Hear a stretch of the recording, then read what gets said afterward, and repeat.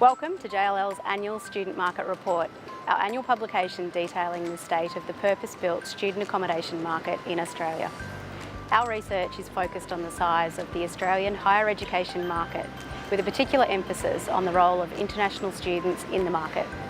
The research also examines the current future supply and demand position in Australia's 6 largest student accommodation cities. For the first time this year, we have also included an overview of the New Zealand and Auckland markets. The depreciation of the Australian dollar in recent years has helped drive the number of international students studying in Australia to record levels, with Sydney and Melbourne being the major beneficiaries of this demand. JLL estimate that around 9% of Sydney's full-time students are residing within student accommodation. With around 2,300 beds to be delivered in coming years, the proportion of students residing in student accommodation should remain roughly steady. The Sydney pipeline is more modest than other cities, with supply restricted by availability of appropriate sites and the viability of student accommodation development against other land uses, such as residential. Melbourne has been a major focus for new development. International players such as Scape and GSA have each secured multiple sites, whilst alternative investment fund Blue Sky has continued to aggressively grow its portfolio.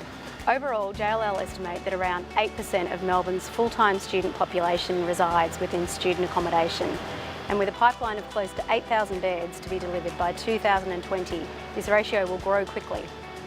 Brisbane City Council has been extremely supportive in encouraging development, and this has helped result in a pipeline of over 9,500 beds.